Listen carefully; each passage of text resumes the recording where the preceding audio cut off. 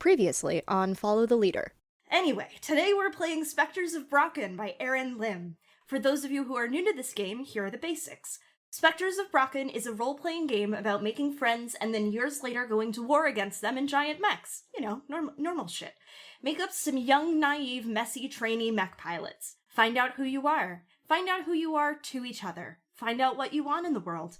Years later, find each other on the field of battle, each in your own fearsome custom mechs. Find out who you've become. Find out what you've all done to get here. Find out what costs you would pay to get what you want in the world.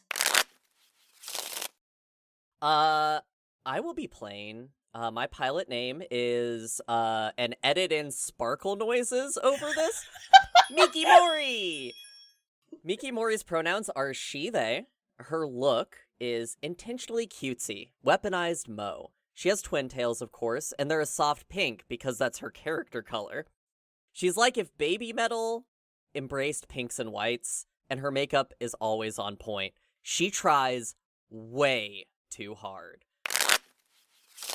My character's name is Sunday Graves. Her pronouns are she, her. Her look is, she's got, I wasn't able to decide, I put smoldering amber eyes. I want them to be like cybery in some way. I haven't really decided yet. I don't want, it doesn't have to be you like, got them Cyberpunk 2077 cyber eyes, that Zace icon. yeah.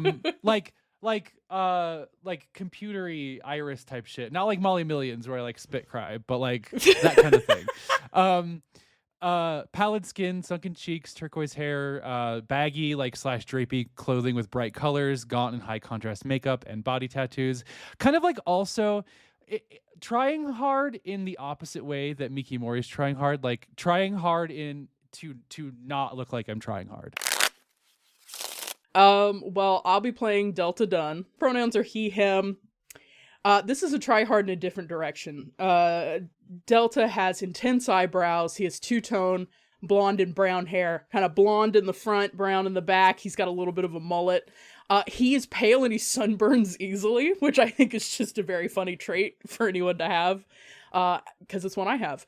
He's baby-faced and he clearly hates it. He wears future Western wear that is slightly too nice for him to look comfortable in it. I will be playing a character named Fable Starling, who uses fae-fair pronouns. Yes, I picked the name and the pronouns around the same time. I think the pronouns were... yes, the pronouns were first. The pronouns were first, and then I picked Fable, and I went, fuck it, whatever. Fable is a calico cat girl, ears on the top of the head. With mismatched eyes.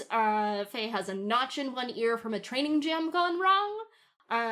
Faye does, I hate to say it like this, real ones will understand.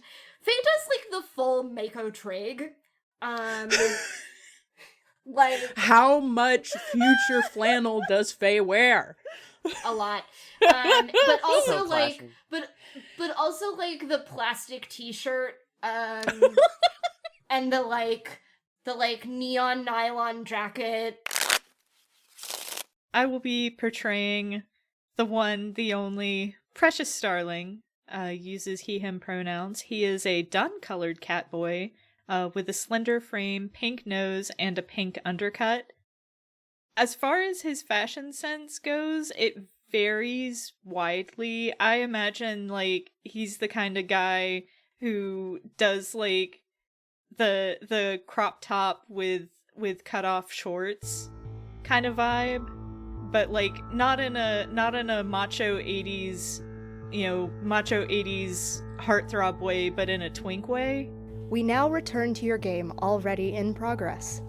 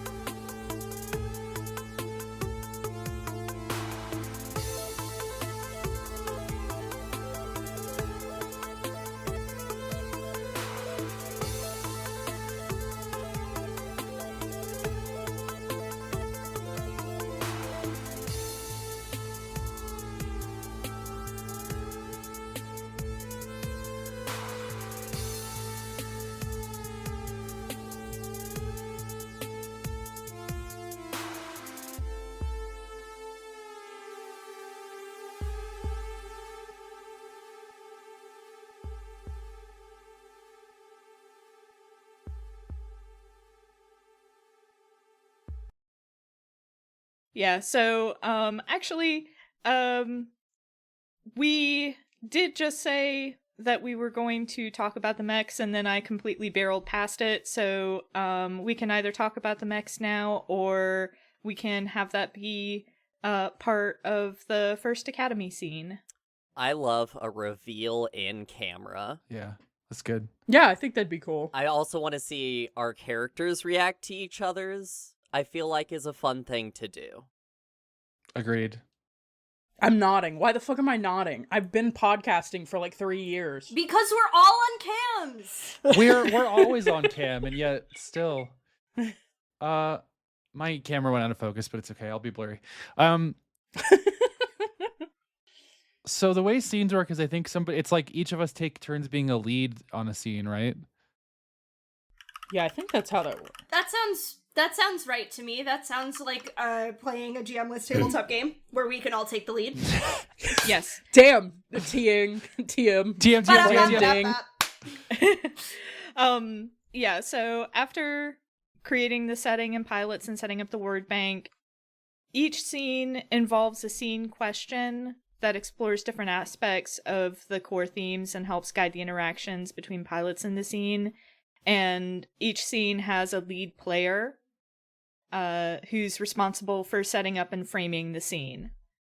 So that is according to the text of the book. And then the lead player chooses 2 situations from the following list and combines them to frame a scene. The situations are a lively meal, a test of wits, a team competition, a formal event or dance, sneaking about, or a private duel.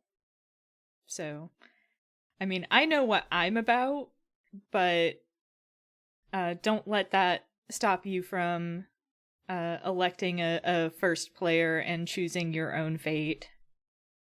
I will say, if we want to talk about mechs, sneaking about might be fun.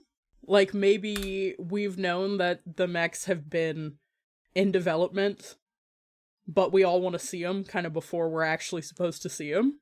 That might be fun. Yeah. I'm down.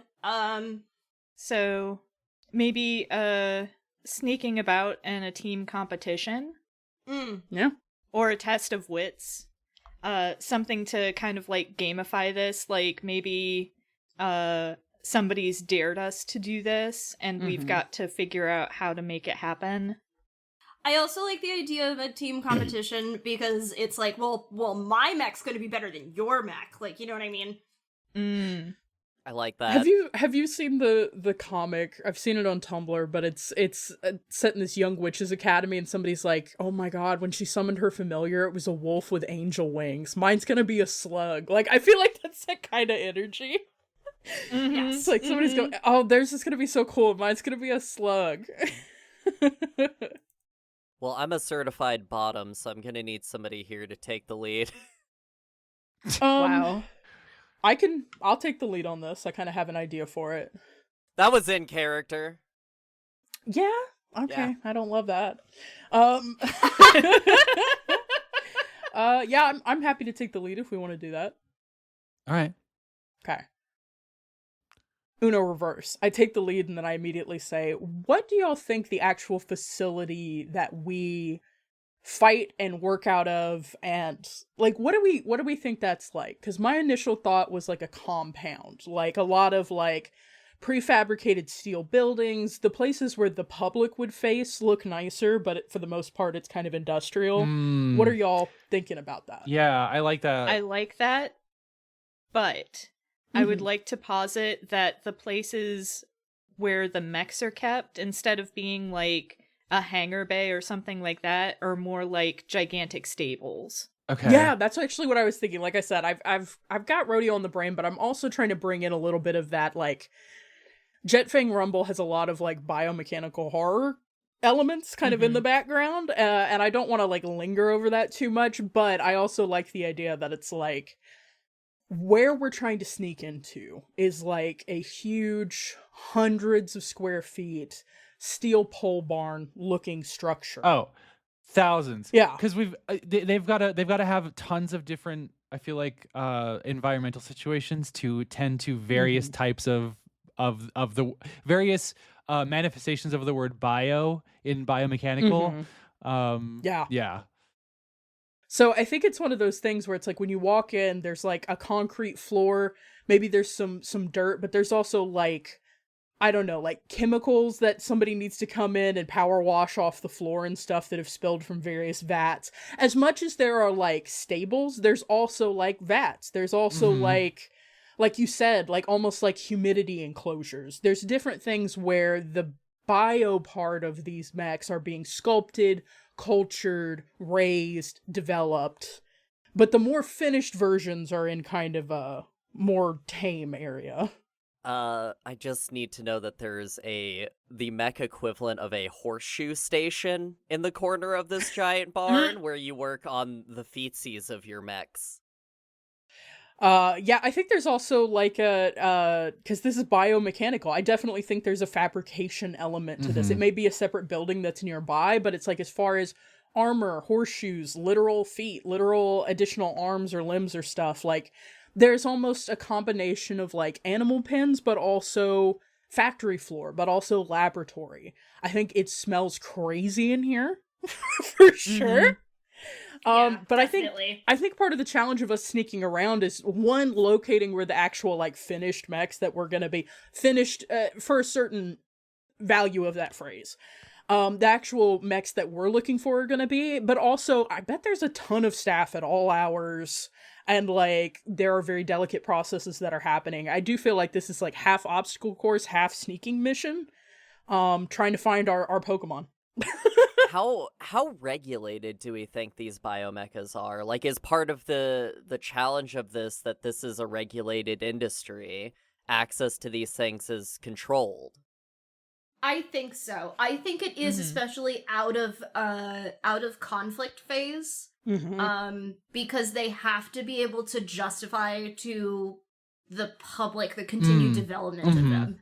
Yeah. I think if there was an active conflict going on, it would be different. Like, they would be able to get away with some shit. But I think that, like, in a time of quote-unquote peace, because who knows what's actually going on in this world that we're developing, that it is very tightly regulated. Also, Nico, you said something before about biomechanical horror, and not getting into it. I'm like, have you met me? I know I can, but you know what? Maybe we'll want to ease into it instead of just sliding directly off of the dock into 300 feet of depth. Tobogganing. Holding you by the ankles. I also have one more note. I have one more note, which is that this place smells abysmal. Fable and Precious are having a bad fucking time. Oh, I bet you are. Christ. Ugh. Because we are cats. If you stand close enough to Miki, it just has, like, a smell of bubble gum, which kind of helps. It's aura. Oh my god. Oh, but if you don't stand close enough, you get the bubblegum and the other stuff. It's worse. I just want to say that in industrial situations, they'll sometimes use straw to clean up oil, so I love that there's still straw in this barn. Yeah, there's definitely still straw scattered around. And that makes sense with what we're saying about it being stables, right? Yeah. Like, so what is the... Well, I just... Table setting question, maybe. I'm not sure. How does question fit into scene? That's one thing I'm unclear on. Does each scene have a question? Yes, each scene has a question chosen from the list of who causes a major rift between two or more pilots, who brings two or more pilots closer together, who causes a pilot to understand and assert themselves more fully. Oh, I see. Who causes a pilot to question their identity and purpose, who helps a pilot make progress on their future goals, and who becomes a rival or hindrance to another pilot's future goals. And it provides both focus and a direction for the scene, something that the game encourages all players to work together to answer through pilot actions. Yeah. So, like, for this scene, I could definitely see the question here being either... who causes a pilot to understand and assert themselves more fully, or who causes a pilot to question their identity and purpose. It could also potentially be who helps a pilot make progress on their future goals. But I like those two first questions in terms of we are having kind of a sneaking competition to get into this area where we're not supposed to be. I think out of a strong anticipation of seeing like what our training mechs are going to be like.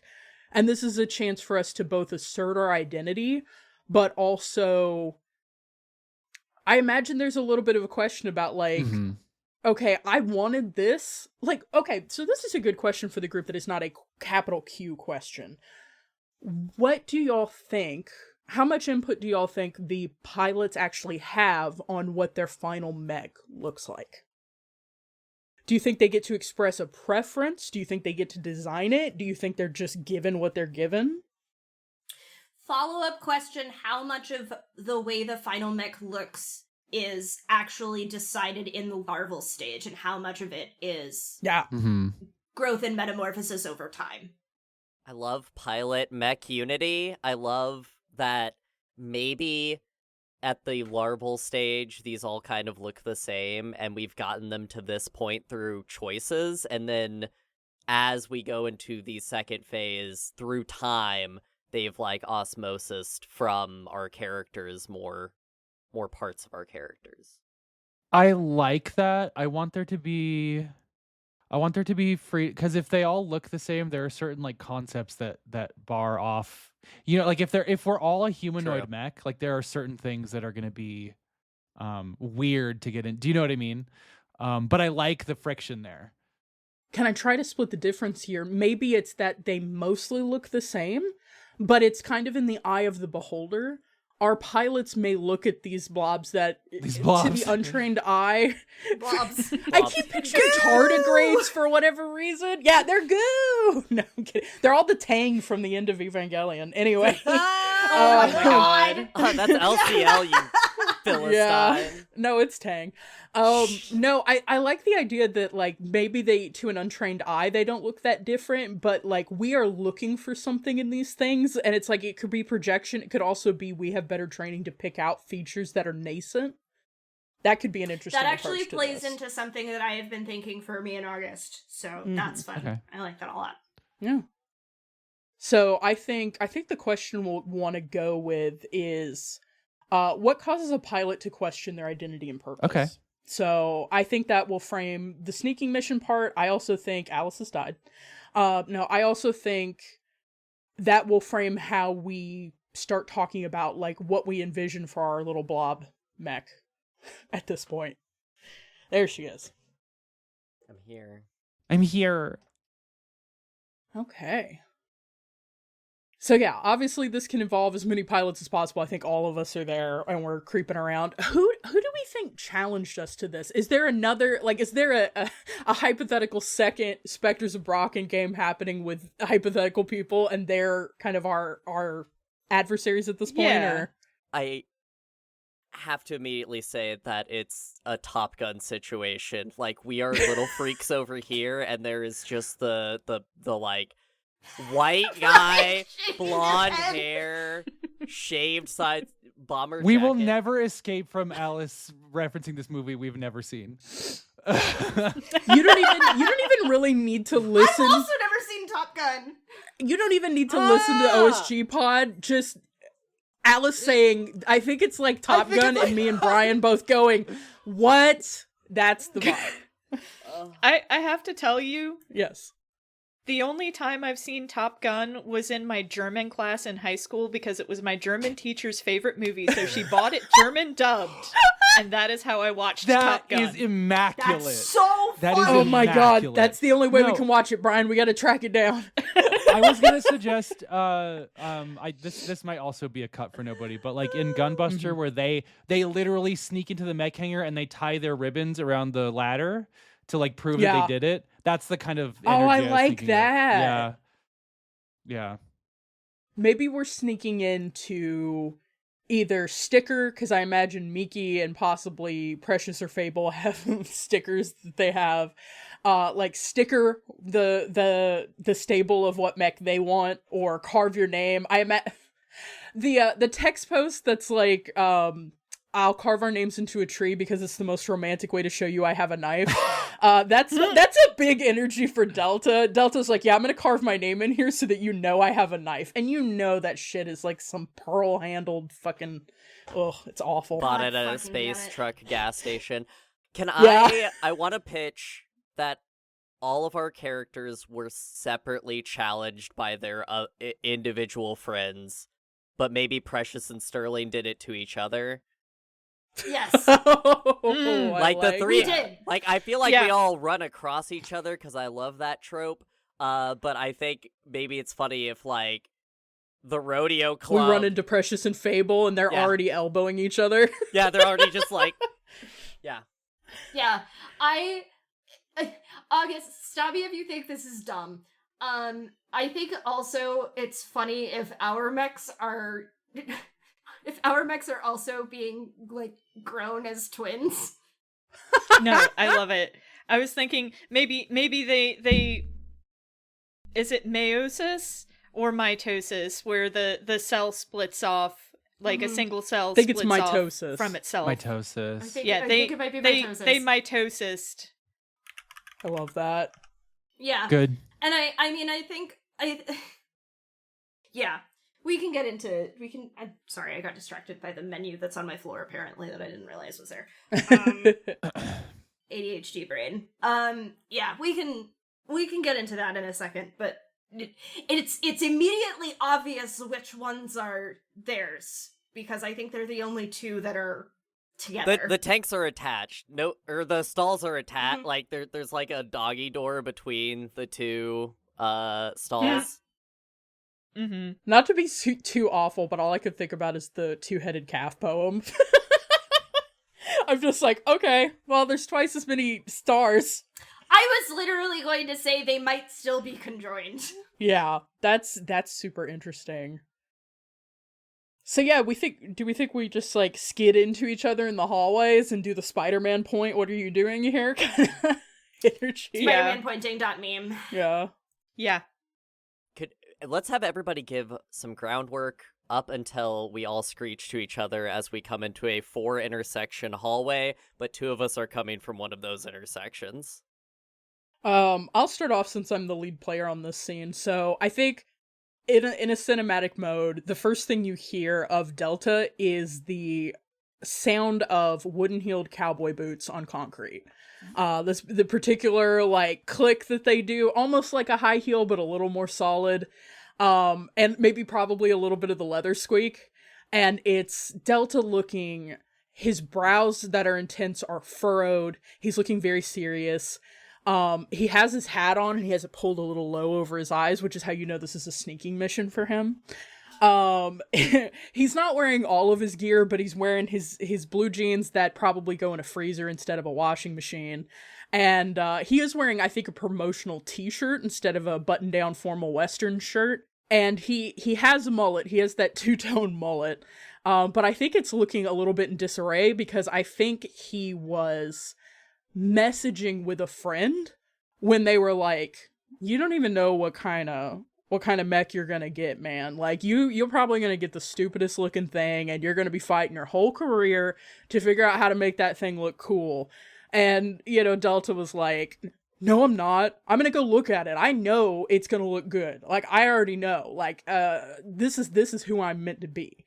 And so he's got his fists balled, he's walking with his shoulders really tight, and he's looking around furtively to try to dodge people as he walks down this hallway, just looking around. I think he isn't unfamiliar with these kind of facilities, but this is a new facility to him. I think he came from a different location, so he's still not certain of like where exactly he's going.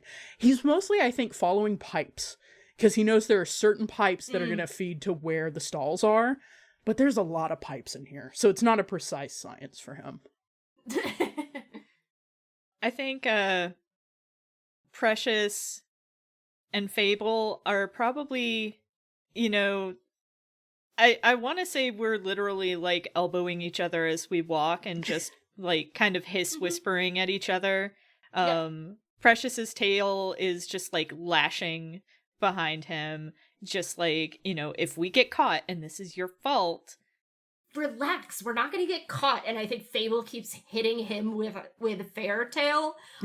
Fable is also notably not like in like normal girl loungewear. I'm gonna put that in giant quotes because it's a sneaking mission.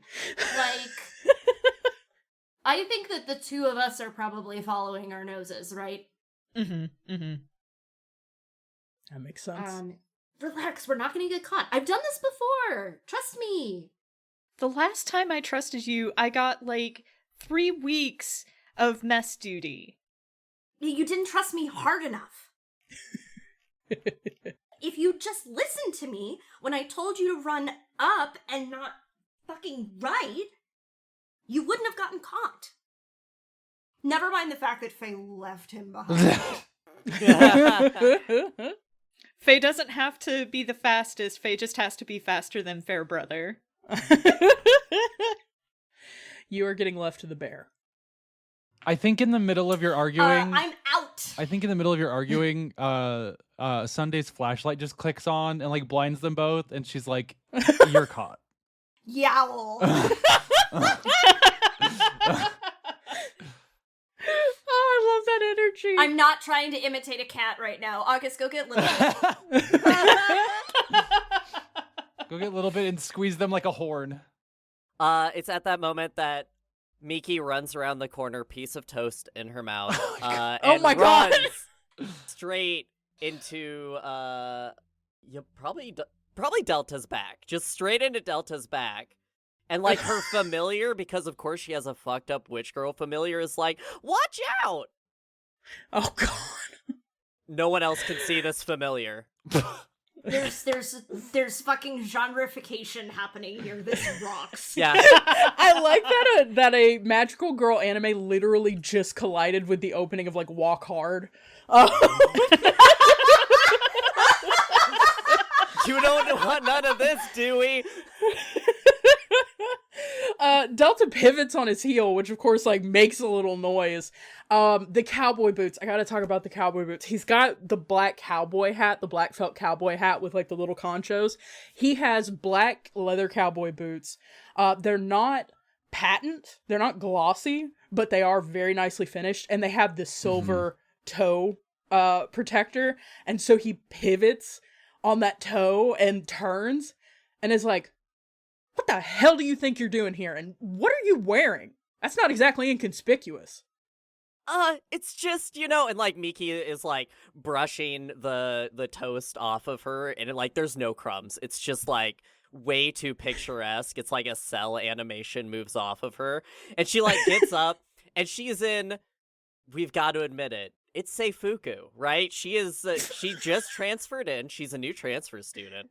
And she's wearing her uniform. No one else has this uniform. You had this uniform tailored for you. Well, actually, I would say probably your other anime girls. No, have this uniform. is her sneak fuku because it's got a black skirt. The sneak fuku was provided by Takashi Heavy Industries, who funds our magical procore group. Mac's been struck from orbit. So all of this to say that she says, "Are you guys sneaking around too?" And she like looks around with like big wide eyes, so excited to see everybody here. And I'm going to. What do you mean, you guys? And I think Delta takes one more step and then sees the flashlight confrontation. What does Sunday look like? What's Sunday's sneaking mission outfit? I think that she Sneak is fuku. she is not someone who's ever had to like conceal her presence. So I think she's just wearing her normal clothes, which is to say, like, she's probably wearing like an orange and turquoise bomber with like neon fishnet tights or something. Hell yeah. However, once everybody's here and arguing, I think she just clicks the flashlight off and stomps past everyone, because if she's gonna get caught, it's not gonna be with these loud assholes. Miki 100% would grab her arm and say, "Wait, where are you going?" Sorry, I'm taking a look at the academy moves. So Okay. academy moves can be activated at any time in a academy phase scene. So I actually wanted to do one. I want to introduce a complication. Okay. Okay. And what I want to do is, Miki is way too loud. I want to add. I want to take notoriety from the Okay. word bank. She is way too loud and bright for a sneaking mission. The sneak fuku is not enough, and she's only making it worse now that we're all here. Okay. Sorry, I'm scrolling through the PDF very quickly. Yeah, I'm also doing it because I'm like, all right, we should activate. We should explain what an academy move is. Oh yeah. Moves are a special procedure that respond to particular actions that pilots take during scenes. They serve to highlight key moments or encourage players to act towards key moments. So what is the move that you just Stack the deck. Yeah. Is the one I And- went to. So yeah. And to be clear, Alice, you are not crossing a word off of the word bank. You're copying it onto your held words. Don't you mark that off when you take it from the bank as well? We can just all take that same word. I don't think words that are in the word bank actually ever get deleted. I think you cross them off your own held words when you spend them. Oh, yeah. I got the Yeah. words wrong. We're learning. I thought We're learning. I thought that words were taken out of the bank too, so don't feel bad, Alice. I'm going to reread it. You can read. Yeah. I will say a lot of scrolling back and forth in this playbook. Either way, you should. This Yeah. feels to me like tokens in blogging outside Mhm. blogging, where Or Mhm. they're just adjectives and technoir also kind of similar energies. yeah. But either way, Alice, you should put that word in your held words. Is the point that I was trying to get at. Yes. Yeah. Perfect. And if it turns out down the line that somebody listens to this and you go, actually, that's not the way the game is played. Don't at me. Where Sorry were you? about it. At Where were you? at follow the leader, not me.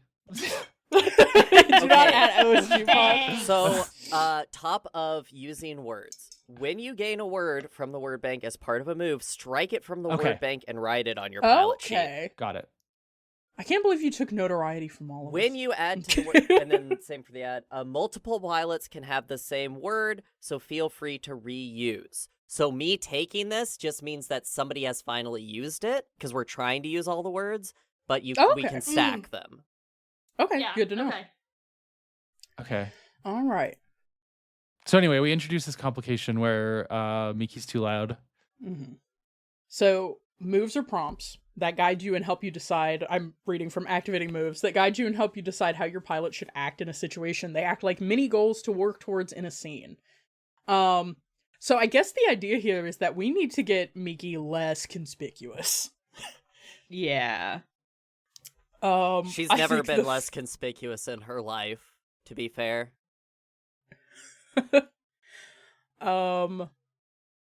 I think I if, think the first I was go. just gonna say, I think if Miki's gonna grab onto me and start yelling, I'm just gonna shove my hand across her mouth and just kind of hiss like, "Shut up!" Like that mumbled like, "What do you mean, shut up?" I don't exactly see how we can be less conspicuous, and Delta is looking between. I think to him, Sunday is the most normal looking person until he looks at like her makeup, which I think is I imagine it's just like needlessly sharp for probably, I don't know, like 11 p.m. Mhm. But we've got two cat people, we've got an anime girl, even if she's in a sneak fuku. What are you talking about? Cat people are totally normal. Fuck do you mean? I think I think one of the things I'm not that, even in neon. Like, this is not a thing that Fable says. Like, yeah. No, I think one of the things that can happen with your academy moves is that there is a little bit of a reveal. Yeah, for sneaking about.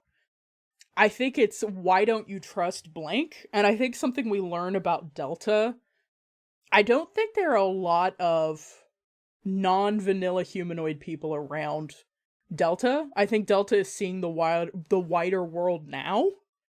And this is I think a moment of like, I don't want to do like sci-fi racism in a very blank, unquestioned way, but I do think that this is revealing that Delta has a very specific idea of what normal is, and I don't think anyone else ever in the rest of our careers is going to share that idea. So I think it's showing him as like naive and sheltered and a little bit closed-minded in this moment. So, but okay, so Sunday has taken an action trying to quiet Miki down. What else how else are people reacting to Miki being loud as fuck? Or this general turn of events. I feel like this is Yeah. very exciting. Miki has found new friends, and that's always exciting. If part of this situation is notoriety, do we think we have gained the attention of someone in the facility? Like, do we hear like a machine stop? Or do we hear someone say like, what was that? What was that noise? And then later they'll say, must have been the wind. Yeah. You know, like, do we hear like a on alert noise? You know, not a fully discovered, but oh, someone's patrolling now kind of thing. Yeah, we've like crossed yeah. into somebody's line of sight. Yeah. Exactly. Yep. For the listeners at home, because I don't know if I'm going to edit in that sound effect or not, Brian just played the Metal Gear Solid alert noise. Which will make it to Craig if something goes wrong with this recording. I'm pretty sure the sound effects show up on Craig. That has crazy potential. We got to be careful about that. But yeah, so yeah, I think we've alerted someone. I think that this is so we're at a hallway junction. That's kind of what we all decided. So we're at a hallway junction. I think that this is a rent a security guard. Because I don't think we're near a specific facility at this point. We are on someone's patrol route, and a flashlight just flashed. Someone just spoke really loudly. Now there are a whole bunch of feet. Like, there are a bunch of people walking around on this concrete all together as we interact. Like, I think there's a lot of ambient noise that's happening, and we see maybe the sweep of a different flashlight. Like, maybe it's got a little bit of a different tone to it. Maybe it's a little more red, because that helps preserve your night vision. So, like, it's a little bit more of a kind of red cast flashlight we see sweep, and we know that's security. So, how are we thinking we're gonna evade? I'm leaving you all. Yeah. Fable can't do the thing that I really want Fair to do because Fable is a full-size cat girl. I was like, if Fable were smaller, Faye would jump and like cling to the ceiling. I think there's enough. I established that Delta was following pipes. I think you could do like a little vertical leap if you wanted to. What about could Faye fit in like an air vent or something? That's really funny, actually. Yeah. Okay, Fable will do that. Incredible. Fable is like a small cat girl, so yeah, Faye just like does a 6-foot vertical leap and is just like on pipes now. Bye, Precious. Wow. There's a very funny level in Dishonored 1 in which you are infiltrating a facility which for some reason has like 5 pipes all next to each other so they form a platform you can walk on perfectly, and it goes throughout the whole building for no apparent reason, and it always made me laugh so hard because I'm like, this is only here so you can get assassinated. I like the idea that like all of this cabling has created a platform that like you could hop up there and just creep around the whole facility. Totally. Yep. I'm gonna pitch that the pivot of revealing a clear path to your objective using a pride impulse or bond, my impulse being hard strike first. I'm just walking directly to the stables. You all can try to keep up or you can get caught. It's up to you. Yeah, Delta does the kind of skitter that you do in cowboy boots, because people who've never worn them, most cowboy boots have a smooth leather sole, and then you rough that up by walking on concrete or rocks or whatever, and it starts to give it a texture. I think these boots are new enough that he has most of his traction in his heels. He's squeaking. He squeaks a little bit, but the main thing is he mostly has traction in his heels, so when he tries to move quickly and, like, skitter, he slides a little bit, especially on loose straw and smooth concrete. And so I do think he's literally doing a scramble after Sunday in a way that is very undignified, that he's not very pleased There's with. a very specific type of run that an older Texan man will do because they've worn cowboy boots their whole life, where you have your legs spread. Do you know what I'm talking about? And you're Yeah. kind Oh of, yeah, like, the walking- bow-legged like Yeah. little scamper. Yes, it's that. Yeah, that's what's happening. Yeah. I do think that's the energy. I imagine that Delta is like 19, 20, so like Mhm. he's not a teen, but he is a young enough little stripling that, you know, he doesn't quite have the full saunter, but he's skittering. Oh my God. We're skittering. I think Fable will lean over the pipes and go, Precious! I think Precious is going to look at Mickey, look after Sunday, like, because Sunday's beaten feet, and sigh, because one of the pivots here is reveal a clear path to your objective using a pride, impulse, or bond, but it doesn't say the clear path has to be for Right. me. Yeah. So Precious is going to use his I'm devilishly charming pride to try to charm the guard so everybody else has a way forward. Aww. I'm leaving. That means we And get Fable to does. all right. Yeah. So I think everybody else is Fable skittered is off, not getting caught with this motherfucker. which leaves me to play. What do we think the energy is of this rent-a-cop? Because I really do think it is a rent-a-cop. We are in minor leagues. This is not a professional security guard. This is someone who needed a job, maybe is doing like classes during the day, does not get enough sleep. We're in Um, Jet Fang Rumble, so he has a mohawk. Paul Blart. Okay. Paul Blart. God. No, it's not Paul Paul- Blart. Paul But Blart I really with a said mohawk. I think he has a flat mohawk. Like he's shaved sides, but it's just kind of like it's not spiked up or anything. Probably, you know, like if he goes to a show or whatever, like he does a little bit more with it, but he's on He's duty. got a Zangief mohawk. Is that Yeah, okay. yeah. He's got one of those going on. And instead of a Segway, he has one of those one wheels because it's the future. Oh, You guys have the- seen that, right? Where it's just like they just stand on the big. It's like a wheel wheel. and like a platform. Oh god, Yeah. those things they use those all the time in Seattle in the bike lanes, and you can tell it pisses off bicyclists so bad. Anyway, I think this guy's It's name. not my problem. You need two wheels to get around. I think this guy's name is Jaime. So Jaime walks up and he's like, Sorry, he "What wheels are you up. doing here?" He wheels up. He rolls Skids to a up. stop. So he takes his foot off his wheel thing, and I think he does it tenderly. Like he's patrolling on this wheel, I think, because he's done a lot of walking in areas where it doesn't roll as well, and his feet hurt. And so he braces himself with one foot, and I think he looks tired. I think he has that flat mohawk. I also think he has a sort of limp mustache. It's just kind of like it's not very full, it's just kind of there, and he clearly has bags under his eyes, and he's like, Hey, is this "You're not supposed to be here, I can tell right now." What? This is Danny Trejo, right? It doesn't have to be Danny Trejo. I was actually thinking of like I think Danny Trejo's in everything, and this should just be Danny Trejo. Is this Machete? this is Machete. No, you know what? So he's called Jaime here, but everyone knows what we're doing. So Jaime rolls to a stop and puts his foot down to keep his balance and is like, "You're clearly not supposed to be here. What are you doing?"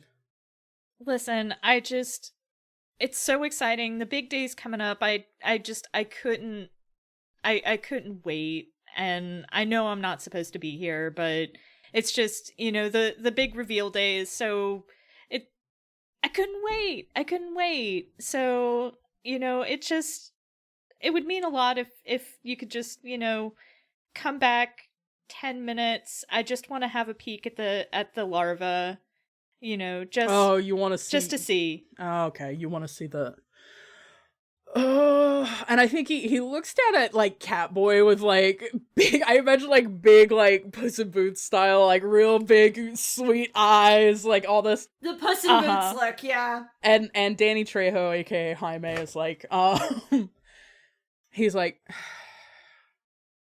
"When you came in, did you block a door open?"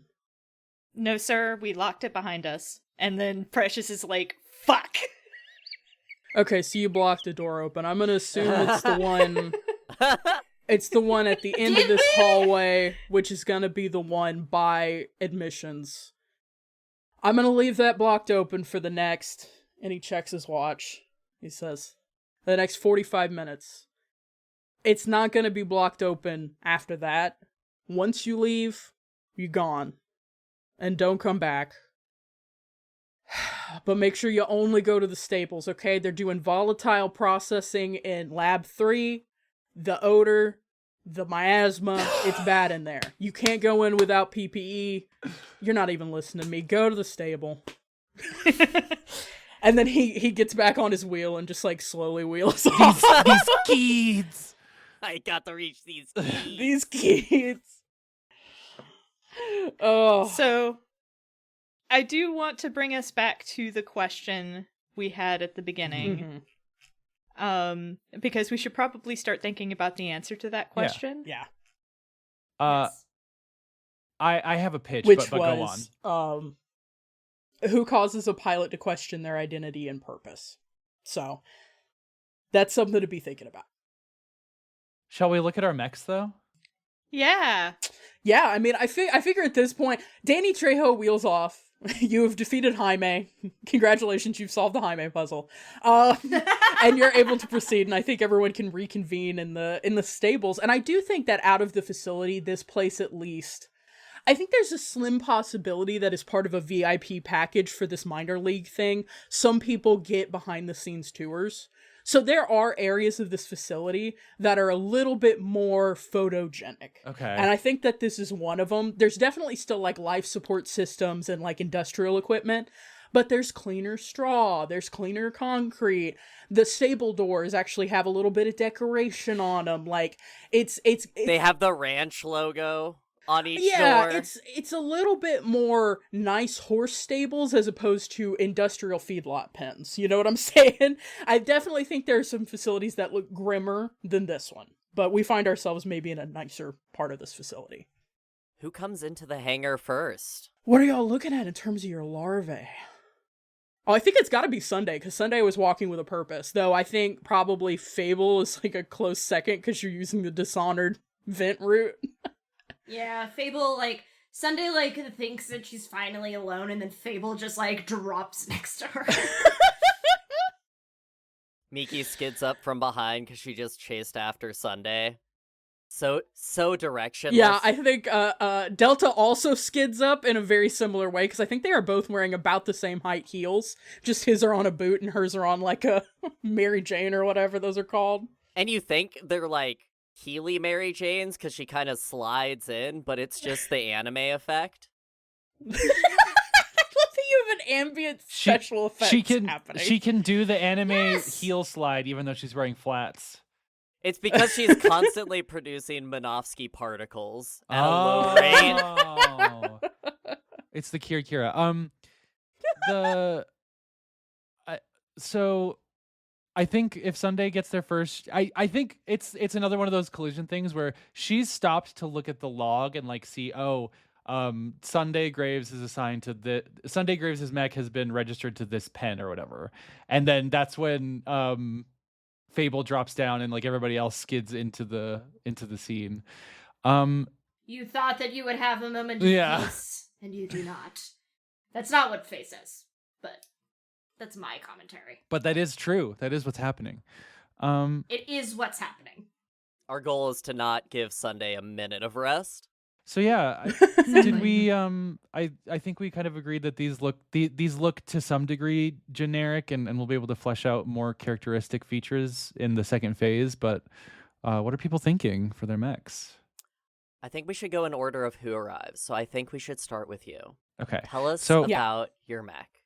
So, and this was going to be what I was thinking about for a potential answer to the question as well, which is, looking up at it, it's at its core, it's like a skeletal wireframe humanoid shape, which is the shape to me like the generic note of it, and then over everything, it's got like this squishy ribbony membrane that's like evocative of jellyfish stingers.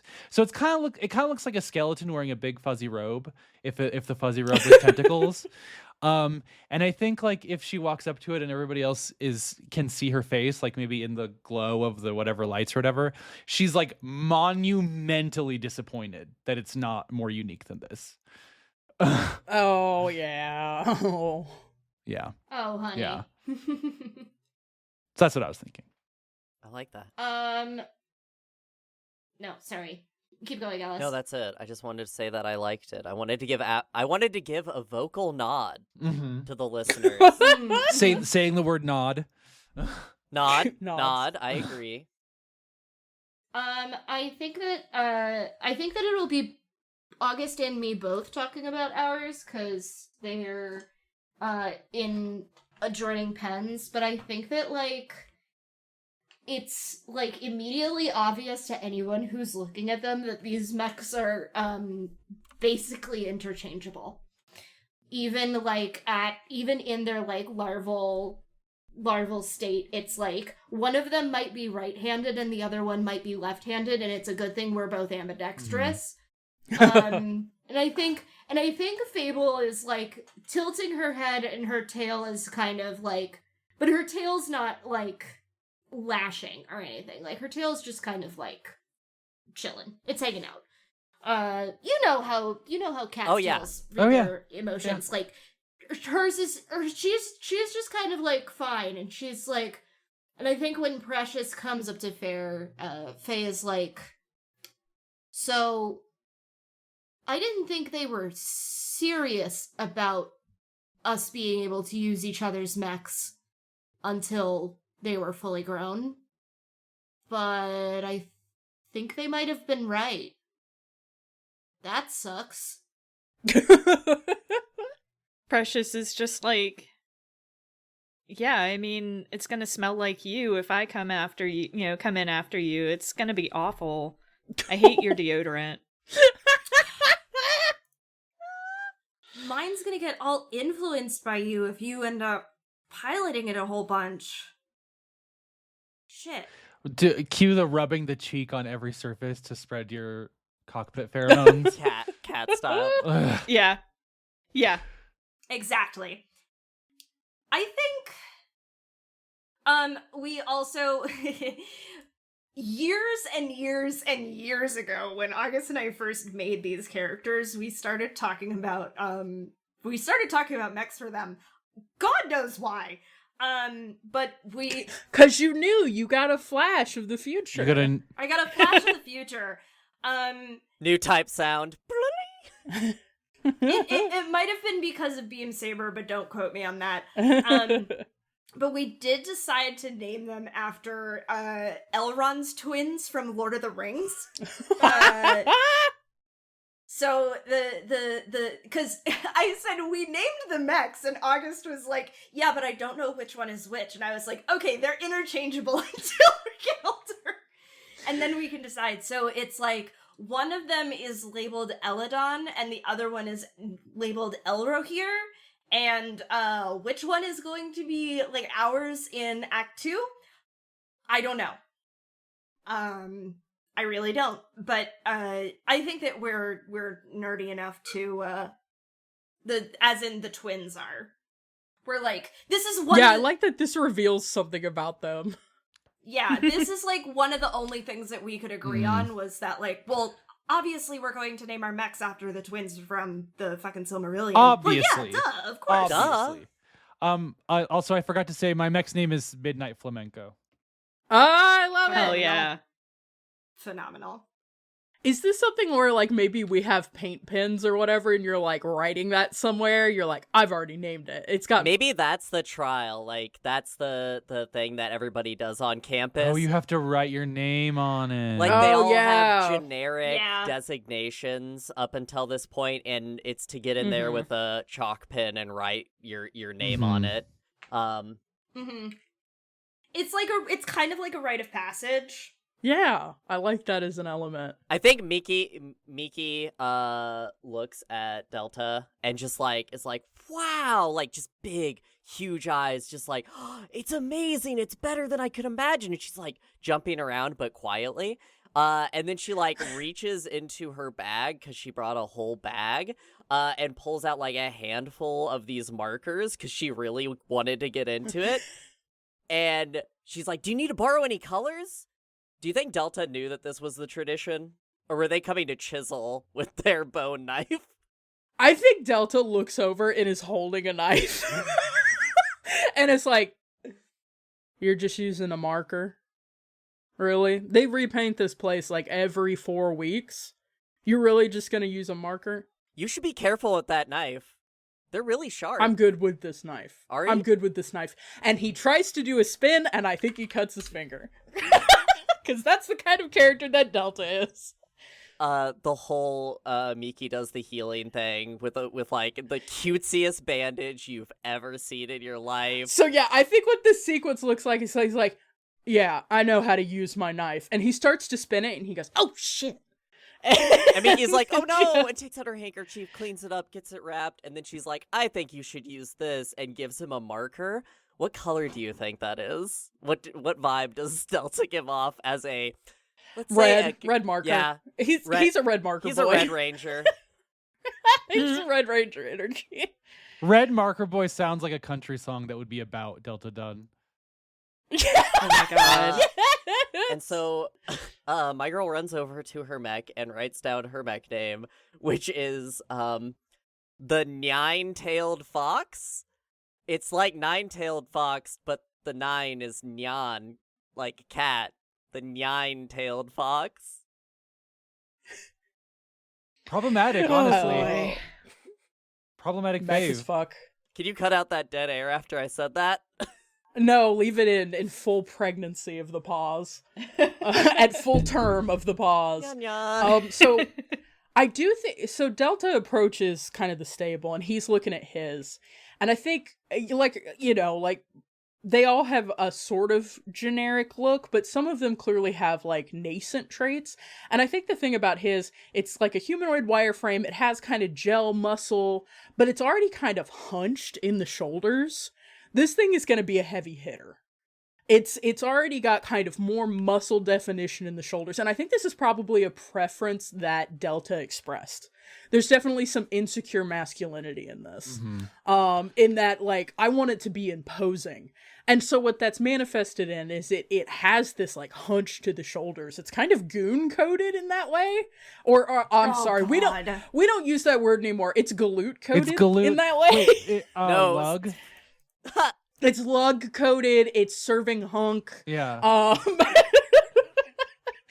But it's big, and I think he's quietly pleased. He's got his hands on his hips and his kind of power pose, and is like, yeah, there we go. But I think one thing that kind of perturbs him a little bit is that it has its main arms. I do think it also has the little stubs of smaller arms. I'm thinking about specifically like the Ghost in the Shell standalone complex armored suits where they have big arms and little dweeby arms. And I do think that throws him off a little bit. And they're just like little nubs right now. Like they're not fully developed. And I think his hope is like, he's like, well, I can probably lift enough weights and kind of redistribute the tissue and like get rid of those things and make sure it's all in the real arms or whatever. But I think it's an aberration that disturbs him a little bit. But he approaches the gate with the red marker pen that Miki has loaned. When he uncaps it, I think it smells like strawberries, and he's like, "What the fuck?" But he hesitates, and I think one thing I want to reveal here in answer to the question about like what makes you question your identity is that Delta wanted to name this mech one thing, and I think he wanted to name this mech Lever Action because he thought it sounded cool. He's right. I don't know that Delta has ever handled a gun in any way, shape, or form.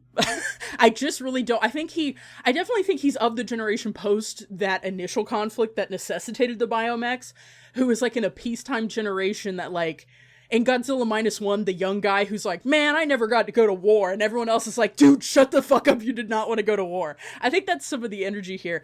So he really wanted to give it this like action hero name of Lever Action.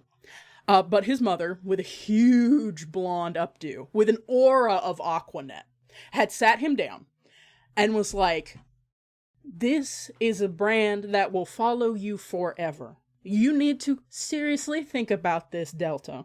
Okay, Del, you can't just jump in with whatever macho sounded. You know, I've seen boys in your league. One of them named their mech Preacher's Daughter. Do you understand the way that sounds when they announce who's going out to ride Preacher? It's unseemly. You need to think about how your mech is going to express your values and our values and your family's values. You have to be thinking about this, sweetheart. And he gets this whole speech, and I think that is in his head as he hesitates, and he's about to write lever action, but what he writes instead, he gets the L down. He writes Luke 14:11. And he has named his mech after the Bible verse, Luke 14:11.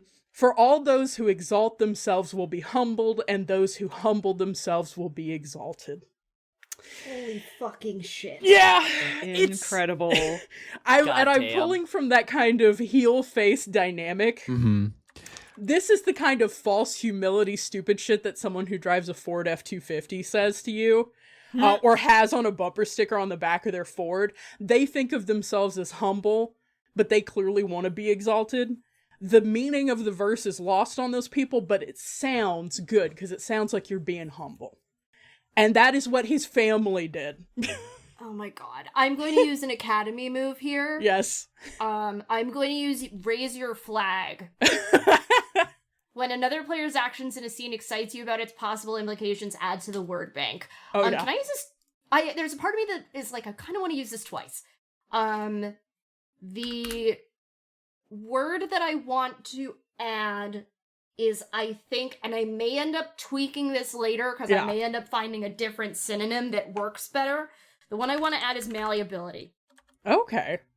Why are you feeling that? I was thinking about influence as well. Mm-hmm. And I was thinking about influence in the way that you were talking about your family and how your family has influenced Delta. Mm-hmm.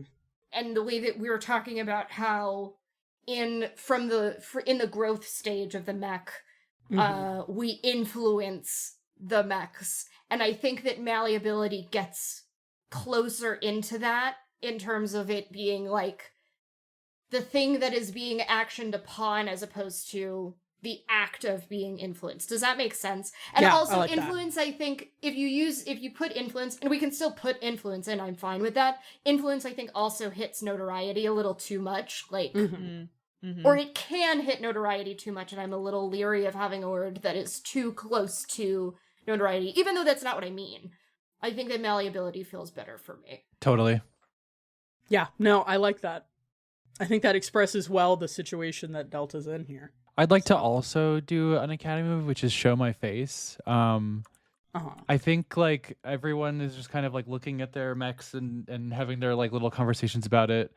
And Sunday is just kind of silent with her fist pressed against. I'm imagining it in like a tank kind of, because like I wanted the stinger, like the actual robe part to be actual jellyfish stingers, and so like there's an incubation stage where it needs to be in water or something. And she's got her fist against the tank, and she just kind of says like, this isn't what I ordered. And I think she was expecting her kind of privilege and money to kind of like give her she did not want a humanoid mech. She wanted something different. She'd had this vision since like before she even entered training. And she expected Newman to just like order it for her and pull strings for her. And clearly that's not what happened. So I'm gaining the word vanity. Because this is just not good enough for her. So. Yeah. Okay. Well, we've used a bunch of moves. Do we want to find the answer here? I think that is Which a good is way to find the answer. When the Yeah. answer to the question of the scene becomes apparent to all players in the scene, each pilot that was named in the answer gains a word. And I do think all of us are going to be named in the answer. Okay. So what do we think that answer is? I mean, I have an idea, but that's I think I would articulate it this way. Sunday, Fable, Miki, Precious, and Delta already thought they knew who they were. Mm-hmm. And the organization that they are a part of has forced them to recognize that their identity is not fully formed. Exactly. That's kind of what Yeah. I would put to it. That was totally the angle I was going on as well. So yeah. I think we all gain metamorphosis. Or identity? I think are we pulling from the word bank or are we adding a word? Each pilot that was named gains a word, so we all get the same word. We all get the same word. Or the whoever's fact name. the fact that Stack the Deck explicitly names that we're getting a word from the word bank makes me think that we don't have to do it in this one, but identity also really works. So either or. Yeah. Identity Yeah. works. Yeah. I'll add identity to my held words. I'm finally holding a word. I'm holding it in my hands. I'm holding space for my word. My held words are vanity and identity, so that's probably a really good recipe for me being a better person, I think. Yeah, definitely. Okay. Well, I like that. Well, who has an idea for our next Academy scene? I want us. I want mine to be a private duel, so we don't have to do that right away, but we need to have a fight. Oh, well, I'm also looking at the Academy phase situations that shows that has the reveals and pivots. Yeah. We now have words. That's a good Very thing to be fun. looking at. I like the idea of a private duel and combining that with a formal event or dance. Do y'all know about the armed services like formal dances that they do? Sadly. And kind of the vibe of that, which tends to be people who are in the armed services will wear their dress uniforms, and then 90% of the time their girlfriend will wear what looks like a prom or quinceañera dress. And the vibes are just fucked because it's a military function and it's usually on base or whatever, but it also has prom energy, but for grown adults who are part of the military industrial complex.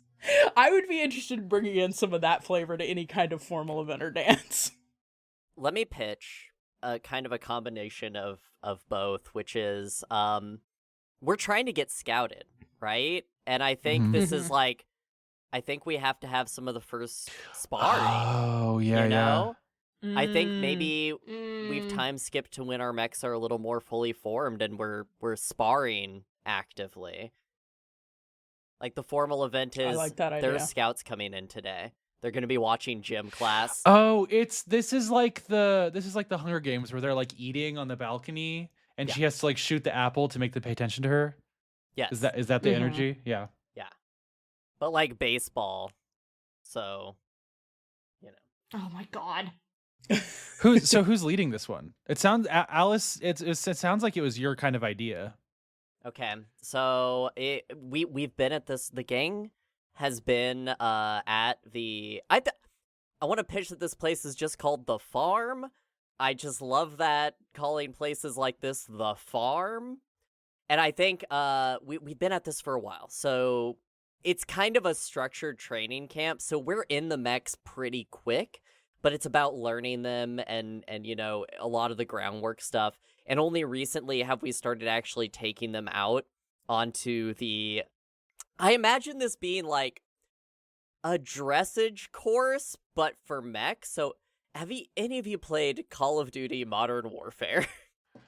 The new one or No, the old Alice, one? do I look like some kind of Chad? The old one. So Yes. I'm thinking like shoot house. So they've got like built facades of buildings and stuff, like very evoking the old war, but in a pretty way, I guess. So I'm gonna come in dual wielding Mosin Nagants. I'm just gonna. Oh my god. I put Alice into a prayer state. That was- Sorry, I'm also just googling extremely formal Western wear, and I'm not finding what I'm looking for, which makes me deeply sad. I fucked up a nail, sorry. So what's the question, do we think? I feel like, and I mean, Alice, feel free to nix Mhm. this, but I kind of feel like who becomes a rival or hindrance to another pilot's future goals? I was thinking this too. Yeah. I think we've got to get some rivalries started very early here. I think we all know where this is going. So, how do we want to do this? Do we want to just, since I'm running the scene, can I just start pitting you people against each other and we see Sure. what happens in those? Sure. Yeah, I think so. I'm fine with that. I have 2d4s on my deck. I have 2d6s, and we'll reroll 6s. Count off. Who's who? I have Dock order? August, Brian, you, Nico, me. So 1, 2, 3, 4, Okay, 5. yeah. Okay, yeah, that's how I have it too. Yeah, I have the same And order. Craig is 6. Craig's And here Craig too. is 6. If you roll Craig, if you roll Alistair, we have to introduce a little pudding boy NPC that we all hate. Alistair's piloting Neva. Okay. 2 and 4. So that's me and Nico. That's not surprising to Yeah. me. That's the least surprising thing anybody could So- have said, Okay. was those two. As we're called up, I imagine this is so there's the like stoic drill instructor guy who runs this, who has electronic Heelys that he skirts around in. No, he has one of those like when they like take a mech but they use it for like an instructor, so it's just like a platform, like he's just on top of a pair of giant legs. I think it's that. Oh, God. And it probably looks like Metal Gear Solid 4. Like Yeah. the fucking, because it's organic, it's got the biomechanical, so it's like, it's not just mech legs, it's shapely mech legs. He in a never way that's skips leg probably day. a Oh, little God. uncomfortable. And so he calls you up over comms, because I assume we're all on comms, because it's mechs, and calls you two up to fight, and you have to enter.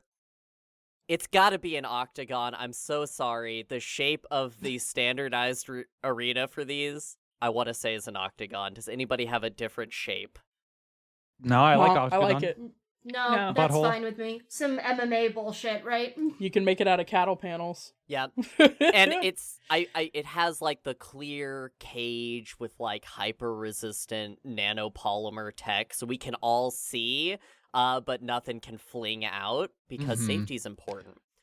So you guys walk in, and I think this is the first time we see everybody's mech in its like fully formed academy phase. Like it's had months to pull from everybody piloting it, and they've all kind of gotten to their what I would like to call puberty stage.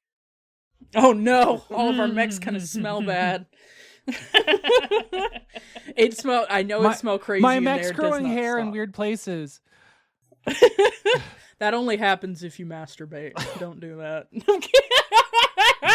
Jesus Christ. I'm in character. I'm going method.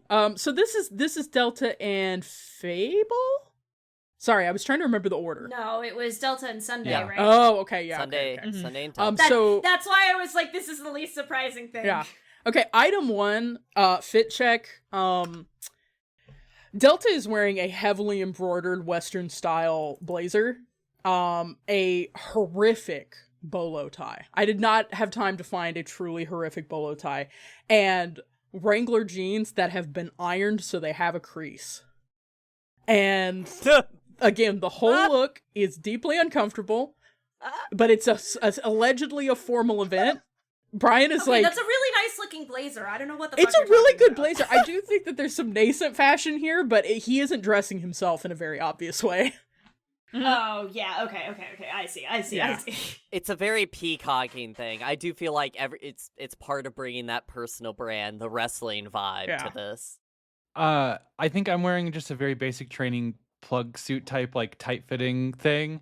But over it, I have the garment. I'm gonna get it. I'm wearing this. Hold on. Brian's going to get a garment. I also think, There's a lot of physical work today. yeah, we're all acting for this audio medium. I'm really glad we're getting into it. But on top of the awful bolo tie, I do think he has one of those, like, Oh my God! Yep. Oh, Bri has a gorgeous suit jacket, or no, this is just like a nice jacket in like yellow and purple. Can you pick it up again so that we can describe it for the Yes. audience? I'm doing it. Geometric happening. pattern, golden purple. Yeah. Gradient. Golden purple, the geometric It's pattern. got like an ombre She's- effect, and it's got zips Yeah. everywhere. Hell yeah, techwear energy. It's a tech wear. It's a snowboarding jacket. It's straight up a Burton, and that's what she's wearing. I love that you're wearing that over the plug suit. Yeah. I do think it wouldn't make sense for for Delta, even though it's on brand, for him to be wearing jeans in the cockpit. I feel like that's a situation where it's like, Yeah. But I think so. I think he was probably wearing the pressed jeans to the opening, and now he's got the blazer and the bolo tie on over not an identical plug suit, but I think probably of the same style of suit meant for piloting. So he takes off his blazer and he like hands it. I think it's got to be his sister's up there too, and she is giving real Texas beauty pageant. Oh my God! Please stop spray tanning your child energy. Like, I think she's got that. I mean, I think she's still naturally pretty because she's younger, but clearly they are doing too much with her look. And they haven't put the same amount of makeup on him. She's So got cyber they, like, gingham.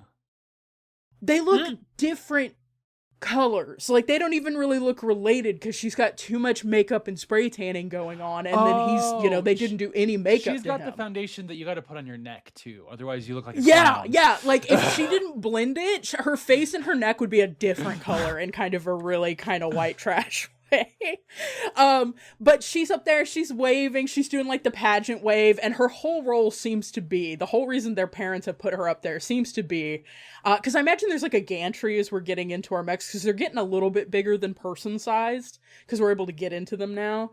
Her whole purpose of standing on the gantry is to wave, smile, and take his jacket when he folds it, which feels bad. I think there are a lot of people who do not vibe with this energy. Yeah.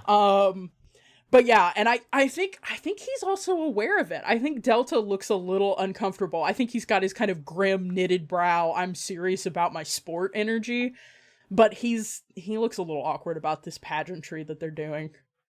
But yeah, he hands it off and he slurps into his cockpit, which is the official sound effect of us entering these mechs, by the way. Hard stance. You slurp into your cockpit. To kind of, Nico, let me know your vibe on this. To kind of dictate how this is going to go, I'd like to use an academy move. I want to see through the mask. I'm going to spend the word identity. And I think like kind of no matter what happens, at some point, like Sunday wants because as a reminder, her bond with Delta is to kind of point him at her brother like a missile. So I think in respect to that, she kind of wants him to win, but she's not gonna like make it easy. And I think at one point she's just like, you are way too uncomfortable to be the best. And I have to ask you, have I hit on something true about you? That's yes. Yeah. I do think he has technical skill in the way that I talked about this when we were discussing this pre-game. When I was younger, I had a friend who was like 9, and she did semi-professional barrel racing. And the way that she and her family operated, and it was mostly local rodeo circuit, but the way her family, and even their animals operated had a real discomfort to it. They had a classic, because we went there for a Super Bowl party, of course. They had the classic, like, live, laugh, love on barnwood kind of signs and, like, little beautiful wrought iron crosses on the walls, and everybody had a beautiful house, and they had beautiful stables and everything. But there was a major disquiet running through everything. And I think part of the reason I was friends with this girl is because I was broke as shit, and I was, like, kind of the realness. There's a very funny picture of me riding a horse in sneakers at this place at one point. And I think that's the energy that he has that Sunday hones in on right away, is that he has the skill of someone who has been riding a horse or doing a sport since they were very young, but he is so self-conscious about everything he does. He's very aware of the camera angles when he throws a punch, and that's not conducive to throwing a good punch. So it sounds like you gain a word and adjust. You can gain a word and you can either gain a new trait or a new bond. Is what this says. Okay. It sounds like you've gained a flaw to me, but yeah. I was thinking that is the flaw is I think I'm gonna put down self-conscious, and I'm gonna give this the subtitle of whose eyes are on me. So I like that a lot. So good. And I'm gonna put in my held words insecure, I think is the right word. okay. Love that. And I think So we're dueling. So I think Question, mechanic-wise, in Yeah. the gain a word function, I think you have to pull from the word bank. Oh, okay. Let me go down. That shouldn't be So hard you can only make a new word with the action to add a word to the bank. with the other move. Okay, I think I'm gonna put heal/face. Or maybe blocking. You could also like respond by saying raise your flag, because that basically describes the Yeah. thing. Add a word to the word bank and then put it in your. Do you know what I mean? If you wanted to, I think You can have the same end goal, but mechanically correct. right? no. So what I think I'm gonna do is I think for this move I'm gonna put wanting Okay. in mind, because I think that gets at what insecure is. What he wants is security. Oh, I and like that. then Okay. I will immediately then play as kind of my counter move here, raise your flag. And what I'm going to do with that is when another player's actions in a scene excites you about its possible implications, add to the word bank. The way I think I see this is, I think it becomes very apparent to Delta that he's being tested. And I don't think he expected it to come from Sunday. He expected it to come from watching the people in the balcony, looking at what the scouts' face journeys are like. Like, I think he expected that to be the test. And then for Sunday to clearly be gauging him in this way, I think the word I want to add here is undercurrents. I love that. And I'm adding word. that both to I love gesture to emotional undercurrents, but also to political undercurrents, to agenda undercurrents. The idea that there is more than what it appears at stake or in play. Yes. So I'm gonna introduce that. I feel like that touches on the influence thing that I was saying earlier as well in a very real way. Yeah, but I like undercurrents a little bit as separate from that, in the sense of Yes. this is the stuff that isn't being talked about. You know. This is all passive stuff. Mm-hmm. This is all very, very passive, very background. Yeah. In a very real way. But it hits a similar idea for me. Yeah. Is more of what I'm Mhm. saying. I like it. So do we think We're that's on the same page. My point is we're on the same page Yeah. here. Do we think that's our duel, and we're gonna move on to I the like next it. matchup? Yeah. Yeah. Who wins the fight? I think Delta, and I don't think that Sunday threw it, but I do think Delta feels bad about the win. To him, it feels like a loss, even though technically on the scoreboard, they're going to count it a certain way. Do you think he kind of feels manipulated because it's like, Oh, I think he feels deeply manipulated. Yeah. This is a situation. Okay, this is what happens. He gets back to the gantry. They finish their fight. There's like scores. I bet there's like technical scores, like figure skating almost. oh, Like sure. this many legal Mm. strikes, this many feints, this reaction time, this many downs, that kind of shit. Like the real stats for people who watch these minor leagues. And I think he gets back to the gantry and he slurps out of his mech and he's on the gantry and he stomps down the steps of the gantry, and at the bottom, his sister hands him his cowboy hat and he throws it on the ground and stomps off. Damn. There's some prima donna shit. And she turns back around with like a really fixed grin and does her pageant wave again as she bends to pick it up and then walks off after him. To be continued.